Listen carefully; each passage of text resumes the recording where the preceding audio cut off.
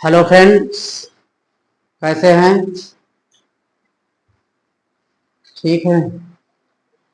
हमें ऐसी आशा उम्मीद है कि आप लोग भी ठीक होंगे। आप सभी का यूट्यूब चैनल लक्ष्य एकेडमी ऑनलाइन क्लास में हार्दिक स्वागत एवं अभिनंदन है। सभी स्टूडेंट्स जो ऑनलाइन के हैं वो आज विशेष रूप से ध्यान देकर क्लास को अटेंड करें, क्योंकि आज आप हम लोगों को बहुत ही इम्पोर्टेंट चीज बताने वाले हैं जो आपका ऐसे लिखने में, बोलने में और कहा जाए तो अंग्रेजी में इसका शब्द का बहुत बड़ा महत्व है और बहुत ही इम्पोर्टेंट शब्द है। आज हम प्रयोग करेंगे use of there. Use of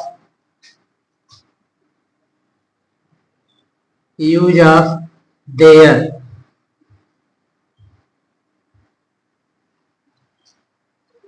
students, there there means होता है वहां। इसका प्रयोग कभी कभी नाउन्स, प्रोनाउन और मुख्य रूप से इसका प्रयोग सिचुएशन या लोकेशन बताने के लिए प्रयोग किया जाता है। अगर आप इसके बारे में विशेष रूप से कुछ और अधिक जानकारी लिखना चाहते हैं तो लिख लीजिए। जिन वाक्यों में सब्जेक्ट और वर्ब नहीं होता है, अर्थात जिन वाक्यों में क्रिया और सब्जेक्ट नहीं होता है और उसमें हम किसी चीज की स्थिति के बारे में, लोकेशन के बारे में बताते हैं, तो वहां पर इसका प्रयोग नाउन के रूप में, सब्जेक्ट के रूप में किया जाता है। तो आज आइए हम देखते हैं इसका दो तरह से प्रयोग किया जाता है। एक छोटा यूज है और दूसरा बड़ा यूज है। आप लोग ध्यान से देखिए। देयर देयर मीन्स होता है वहां। पहले छोटा प्रयोग इसका देख लेते हैं छोटे सेंटेंस के रूप में। जैसे है वहां एक कुर्सी है।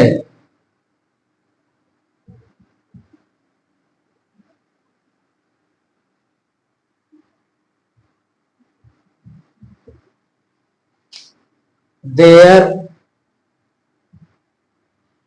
is a chair.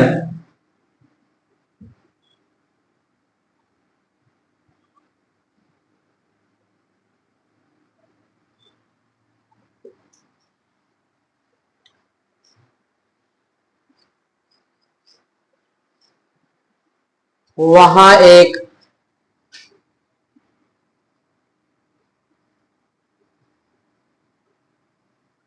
सांप है।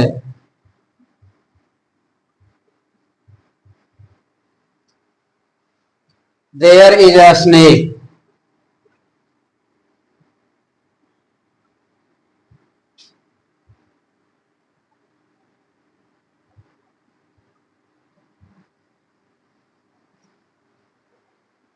इस तरह से छोटे छोटे सेंटेंस में भी इसका प्रयोग होता है।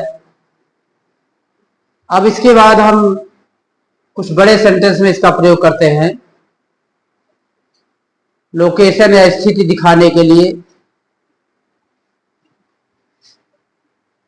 स्टूडेंट्स इस पर विशेष ध्यान देंगे और अपनी क्रिया प्रतिक्रिया जरूर हमें कमेंट बॉक्स में लिखिए कैसा आपको लगा, ताकि हम आगे आने वाले समय में आपको कुछ और इससे ज़्यादा अच्छा नियम लेके आए और आपको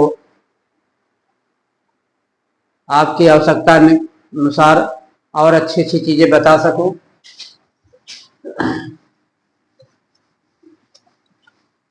आइए देखते हैं बड़े सेंटेंस के बारे में।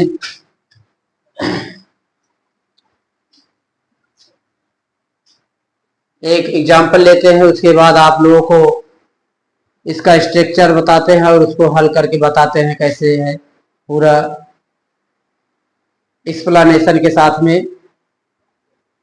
और यह स्ट्रक्चर आप लोगों की सुविधा के लिए और आसानी के लिए, सरलता के लिए मैंने इसे स्वयं बनाया है। आप इसको कहीं किसी बुक में, किताब में या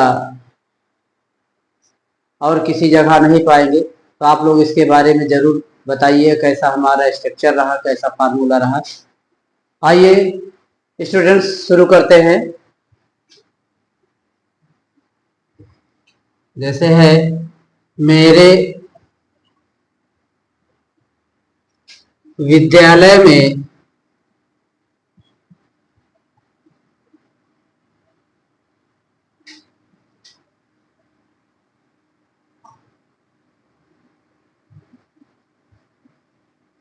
मेरे विद्यालय में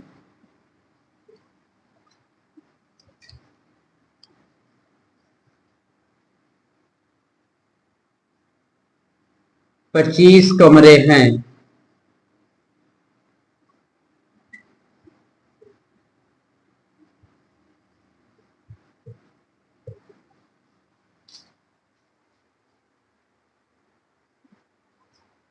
ठीक है, हमारा सेंटेंस है। अब इसको हमको सॉल्व करना है, तो इसका पहले हम आपको स्ट्रक्चर बना के बता देते हैं, यानी फार्मूला बना के बता देते हैं, जिससे आसानी से इसको सरल किया जा सके।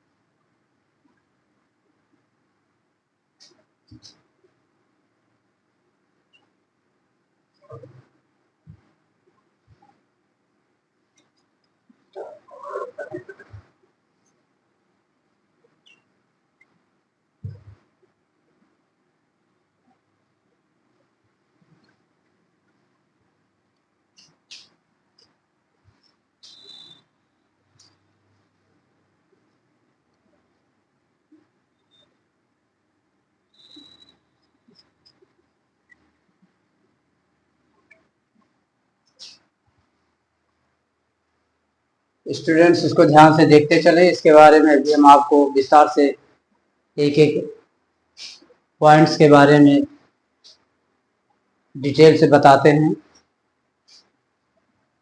Name of things plus preposition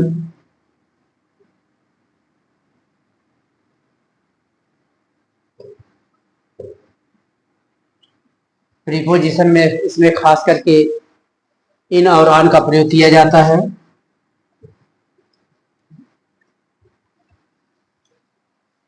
फिर उसके बाद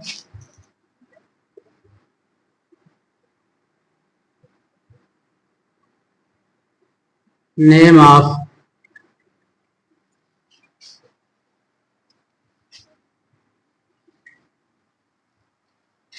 थिंग्स,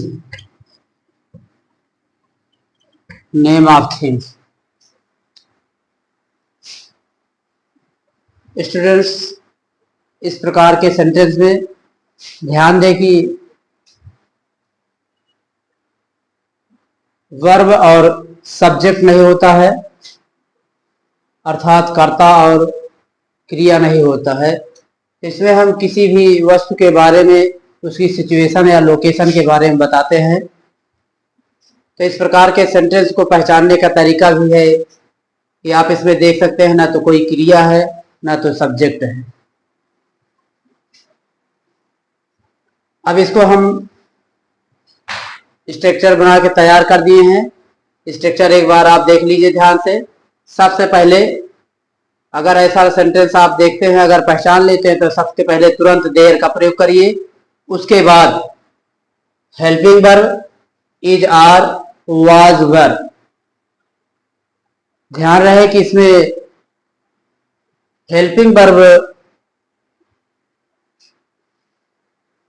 वस्तु की संख्या या काउंट के आधार पर लगता है।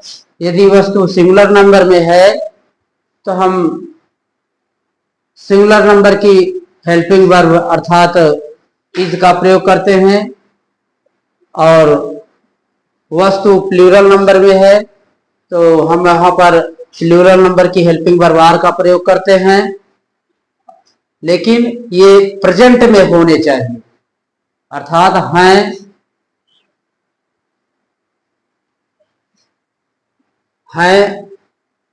या है शब्द आना चाहिए। और जब था, थी, थे शब्द यानी पास्ट में आए तो वहां पर हम सिंगुलर नंबर के साथ में वाज का प्रयोग करेंगे। और यदि वाक्य में प्लूरल नंबर वस्तु की संख्या है तो वहां पर हम वर का प्रयोग करेंगे। उसके बाद हेल्पिंग वर्ब लिखने के बाद हम काउंट यानी वस्तुओं की संख्या कितनी है उसके बारे में लिखेंगे। फिर उसके बाद name of things, name of thing यानी वस्तु के बारे में लिखेंगे, क्या है, कौन सी वस्तु है। फिर उसके बाद प्रीपोजिशन, प्रीपोजिशन आप जानते हैं जैसा कि इन, आन, अपॉन, बहुत से प्रीपोजिशन होते हैं, लेकिन खास करके इसमें हम इन और आन का प्रयोग करते हैं क्योंकि कोई वस्तु या तो अंदर होती है या तो ऊपर होती है। तो यहाँ पर हम खास करके इन और आन का प्रयोग करेंगे। और सबके लास्ट में हम कौन सी वस्तु है, नेम ऑफ प्लेस रखेंगे। यहाँ पर नेम ऑफ थिंग्स हो गया, नेम ऑफ प्लेस रखेंगे। यहाँ पर नेम ऑफ प्लेस तो उस स्थान के बारे में रखेंगे जहां पर वो वस्तु विद्यमान है। जैसा कि आप ये सेंटेंस देख रहे हैं, मेरे विद्यालय में 25 कमरे हैं। तो आपने सबसे पहले आप यहां पर आपको देयर का प्रयोग करना है। तुरंत आप आंख बंद करके देयर लगा दीजिए। उसके बाद देख रहे हैं कि यहां पर संख्या यानी कमरों की संख्या जो है 25 है, प्लूरल हो गया। तो देयर आर, हेल्पिंग वर्ब में आप आर लगाएंगे, देयर आर। फिर उसके बाद स्ट्रक्चर में देखिए क्या करना है, हेल्पिंग हम देयर लगा दिए, हेल्पिंग वर्ब लगा दिए। अब उसके बाद काउंट, काउंट में हम डाल देंगे 25।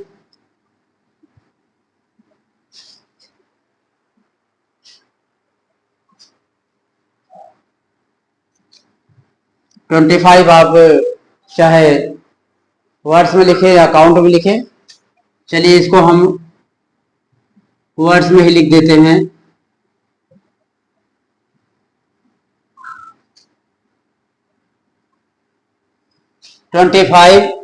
अब उसके बाद प्रीपोजिशन में है तो इसलिए हम यहां पर इनका प्रयोग करेंगे। अब उसके बाद नेम ऑफ थिंग्स, वस्तु का नाम। वस्तु क्या है, वस्तु है कमरे, rooms,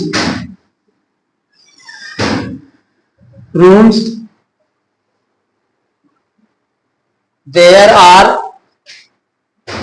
25 rooms. There are 25 rooms. 5 rooms.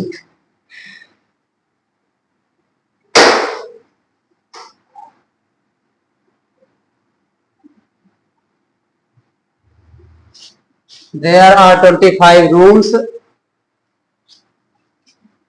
फिर उसके बाद प्रीपोजिशन इन लगा देंगे.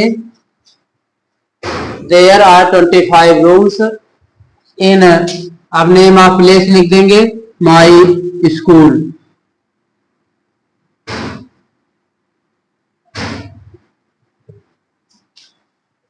एक बार इसको फिर से मिलाकर चेक कर लिया जाए.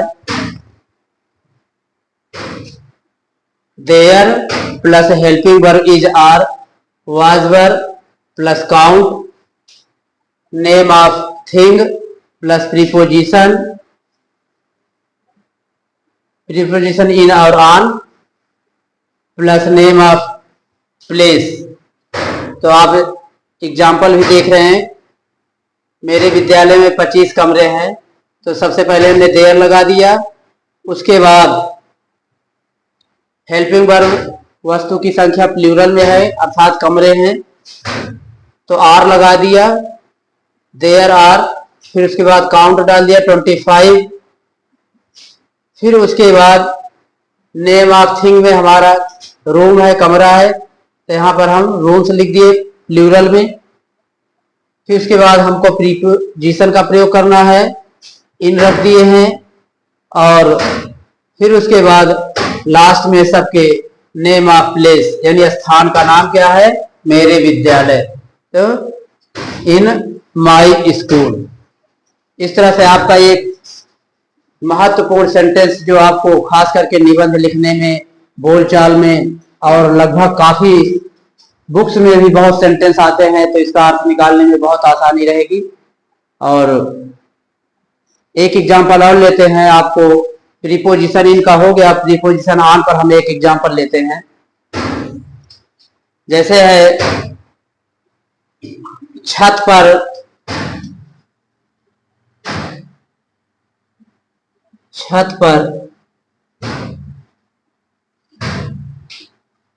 थोड़ा ऊपर लिखते हैं ताकि क्लियर दिखाई पड़े. अगर आप इसको लिखना चाहते हैं तो लिख सकते हैं. फिर उसके बाद दूसरा एग्जांपल लेते हैं.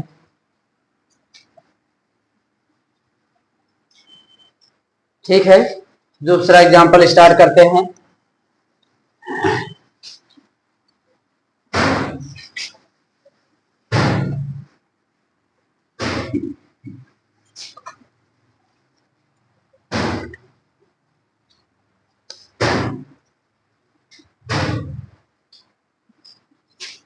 एग्जाम्पल है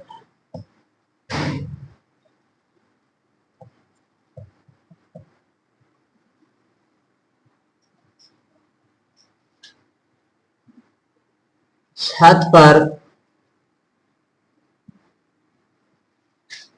बहुत सी चिड़िया हैं.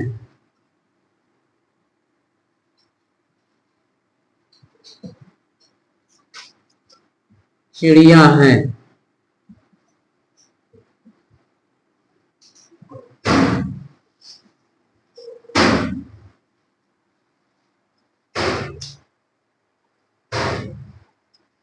स्टूडेंट्स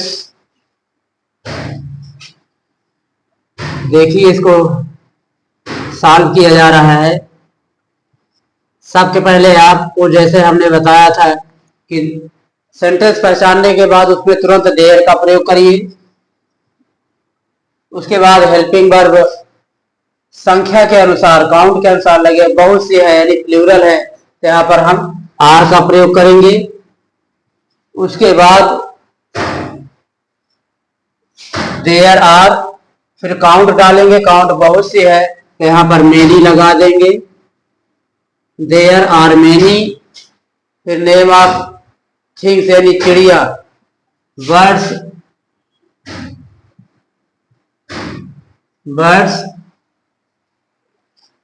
फिर उसके बाद प्रीपोजिशन पर है तो ऑन का प्रयोग करेंगे, फिर उसके बाद नेम ऑफ प्लेस क्या है, छत, ऑन द रूफ।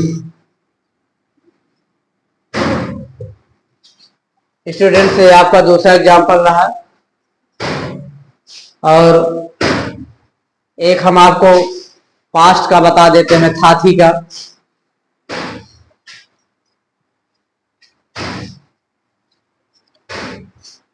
स्ट्रक्चर आपको हम एक बार फिर से याद दिला देते हैं दूसरे टेंस के लिए।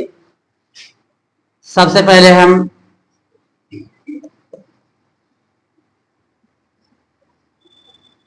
देयर लगा देंगे, plus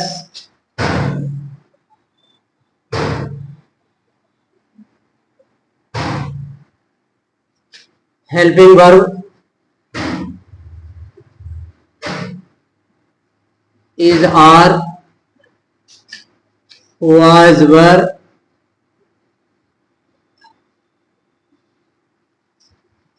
plus count plus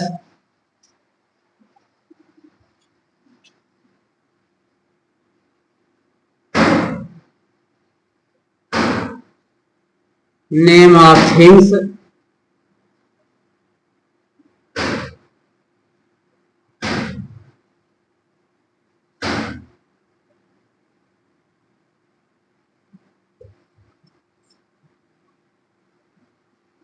plus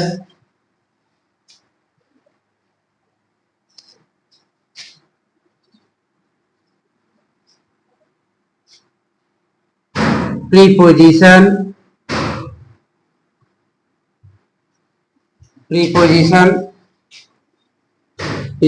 में आपका in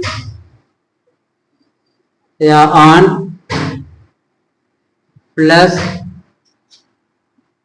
name of place.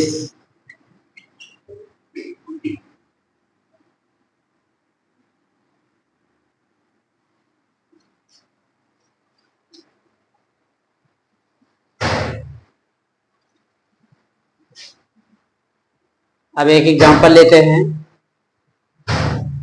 Example है,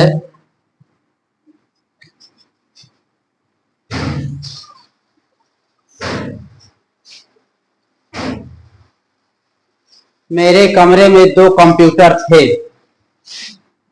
मेरे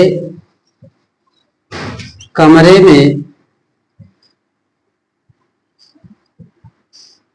2 कंप्यूटर थे।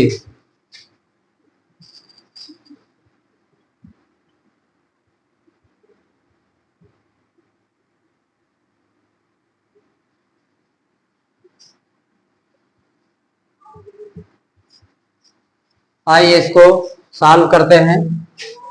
सबसे पहले देयर लगा देंगे,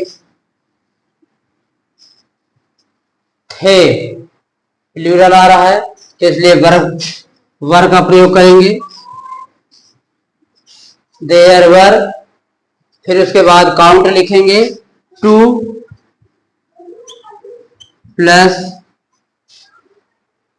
देयर वर 2। वस्तु का नाम क्या है, कंप्यूटर, तो यहां पर हम कंप्यूटर्स।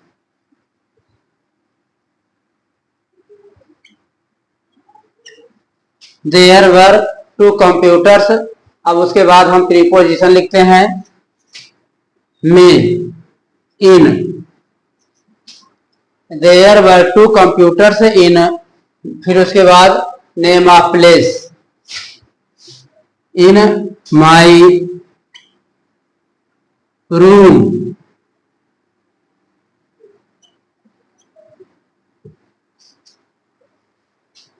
ये आपका देयर शब्द का यूज हमने आपको छोटे सेंटेंस और बड़े सेंटेंस में दोनों तरह से बता दिया है, और आपका प्रेजेंट पास्ट दोनों बता दिया है। बहुत ही इंपॉर्टेंट यूज है, आप इसको समझिए, स्ट्रक्चर को देखिए और उस पर कुछ और एग्जाम्पल्स लेकर हल करने की कोशिश कीजिए।